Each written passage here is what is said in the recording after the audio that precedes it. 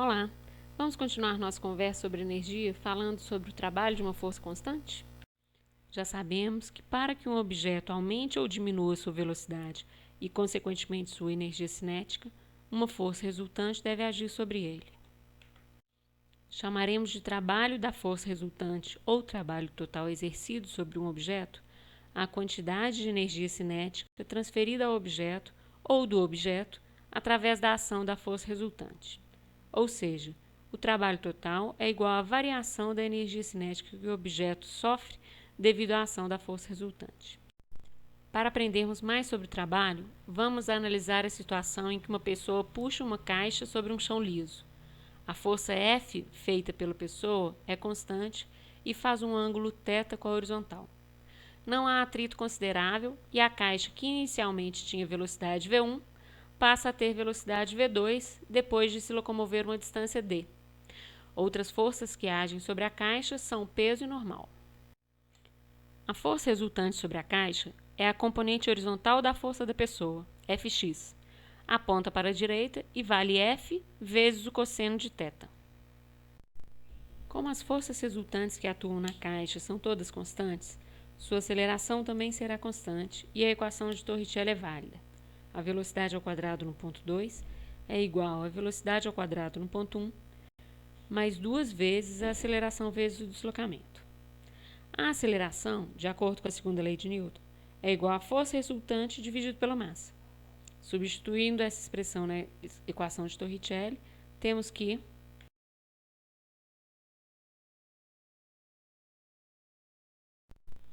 vamos estrategicamente rearranjar essa expressão.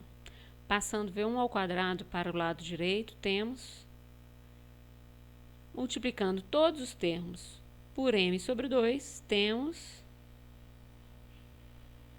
ou seja, energia cinética no ponto 2 menos energia cinética no ponto 1 é igual à força resultante na direção do movimento vezes o deslocamento.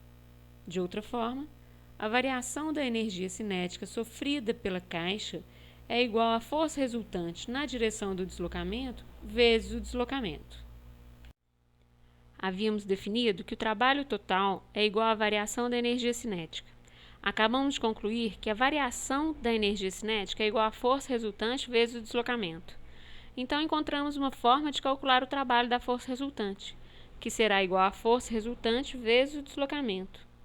Atenção que este resultado só é válido para casos como o nosso, em que a força resultante está na direção do deslocamento.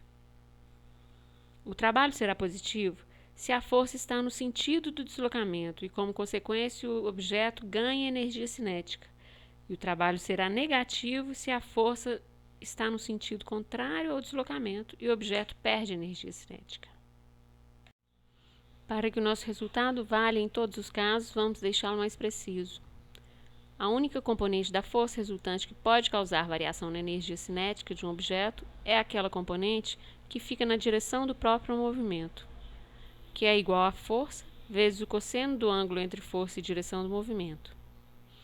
Portanto, essa é a única componente que gera trabalho. O trabalho será, então, esta componente da força vezes o deslocamento. Força vezes deslocamento vezes o cosseno do ângulo entre eles é a definição de produto escalar entre os vetores força e deslocamento. No problema da pessoa puxando a caixa, vimos que o trabalho é igual a Fx, que é a projeção da força na direção do deslocamento, vezes o deslocamento. Mas é útil ressaltar que o produto escalar entre esses dois vetores, força e deslocamento, também pode ser calculado como a força vezes a projeção do deslocamento na direção da força. No caso da caixa, o trabalho total será igual a F vezes D vezes cosseno de θ. O trabalho total, que foi calculado como o trabalho da força resultante, também pode ser calculado somando-se o trabalho de cada uma das forças. O trabalho de uma força será igual ao produto escalar dessa força com o deslocamento, ou seja, igual ao módulo da força vezes o módulo do deslocamento vezes o cosseno do ângulo entre força e deslocamento. Vamos calcular o trabalho de cada uma das forças no nosso exemplo. O trabalho da força da pessoa é igual a Fx vezes a distância percorrida, que é igual a F vezes cosseno de θ vezes a distância percorrida. A normal e o peso fazem 90 graus com a direção do movimento. Como o cosseno de 90 graus é igual a zero, essas forças não realizam trabalho neste caso. O trabalho total sobre a caixa é a soma dos trabalhos da força da pessoa, da normal e do peso, que nesse caso será igual a F vezes a distância percorrida vezes cosseno de θ, resultado idêntico ao calculado anteriormente através do trabalho da força resultante. Vamos tornar a situação mais concreta analisando um exemplo numérico. No caso da pessoa puxando a caixa, vamos supor que a caixa de 10 kg tinha velocidade inicial 1 metro por segundo e foi puxada por uma força de 20 newtons que fazia um ângulo de 30 graus com a horizontal ao longo de 3 metros. A energia cinética no ponto 1 é igual a massa vezes a velocidade ao quadrado dividido por 2, que é igual a 5 joules. O trabalho total, como já foi discutido, é igual à força da pessoa vezes a distância percorrida pela caixa vezes o cosseno do ângulo entre força e deslocamento. 20 newtons vezes 3 metros vezes cosseno de 30 graus é igual a 52 joules. A energia cinética no ponto 2 depende da energia cinética no ponto 1 e do trabalho realizado. Podemos calcular a energia cinética no ponto 2 e utilizar este resultado para calcular qual será a velocidade da caixa no ponto 2. Variação da energia cinética é igual ao trabalho realizado. Variação da energia cinética é energia cinética em 2 menos energia cinética em 1.